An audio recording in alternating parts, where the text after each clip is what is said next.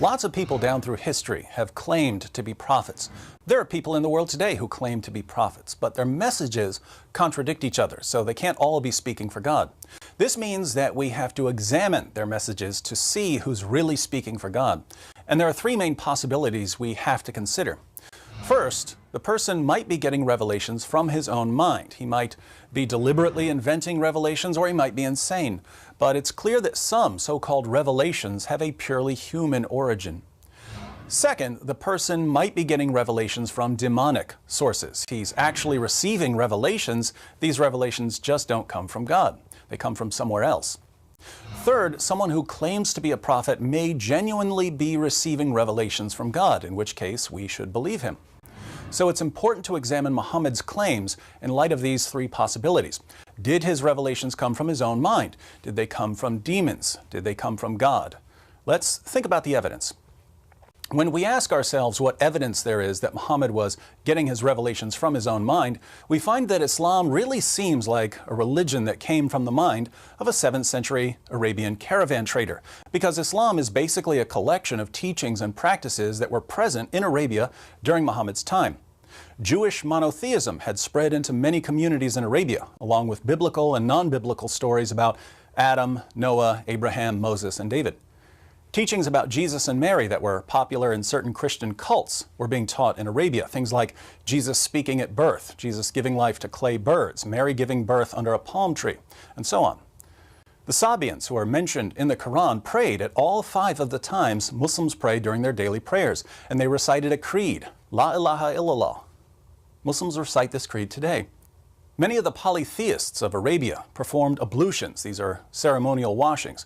They took an annual pilgrimage to Mecca. They circled the Kaaba. They kissed the black stone that supposedly fell from heaven. All of these teachings and practices became a part of Islam, which means that Islam is exactly the sort of religion we would expect to arise in 7th century Mecca. So we have good reasons to think that Islam had a human origin, the mind of a man deeply affected by the teachings and practices that surrounded him. But we should also look to see if there might be something darker at work. Here we find plenty of evidence suggesting that forces beyond Muhammad were involved in his teachings. We know from Muslim records that when Muhammad began receiving revelations, his first impression was that he was demon-possessed. We also know that after his experience in the cave, he became suicidal and tried to hurl himself off a cliff. According to the earliest Muslim sources, Muhammad was tricked into delivering a revelation from the devil. These are the so-called satanic verses, where Allah gave Muslims permission to pray to 3 pagan goddesses. Muhammad revealed these verses as part of the Quran, but he later came back and said that Satan had deceived him. We also know from Muslim sources that Muhammad claimed that he was a victim of black magic, a spell that gave him delusional thoughts and false beliefs. So Muhammad's first impression of his revelations was that he was demon-possessed. His revelations made him suicidal, and even Muslim sources claimed that he delivered a revelation from the devil and that he was a victim of black magic. It seems that we don't just have evidence that Muhammad's revelations had a human origin, we also have evidence of spiritual problems. The question now is whether there's any evidence that Muhammad's revelations came from God.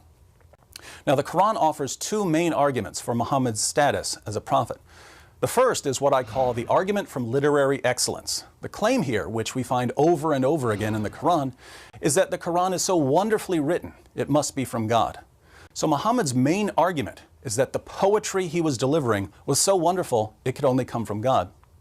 There are 2 main problems with this argument. One, even if something is wonderfully written, so wonderfully written that it can't be imitated, this tells us absolutely nothing about whether it's from God. If we can't write poems like T.S. Eliot, or plays like Shakespeare, or books like Charles Dickens, this doesn't mean that Eliot and Shakespeare and Dickens are prophets of God. It would only mean that they had unique literary styles. 2, I'll go ahead and say it, the Quran is awful. I'm someone who reads a lot, and I've never read a book as awful and boring and disorganized as the Quran. I agree with the late philosopher Antony Flew, who said, to read the Quran is a penance rather than a pleasure. He said that reading the Quran is a penance. It's a kind of punishment. So the argument from literary excellence fails completely. The second main argument for Islam is the argument from biblical prophecy. The Quran claims that there are prophecies about Muhammad in the Torah and the Gospel.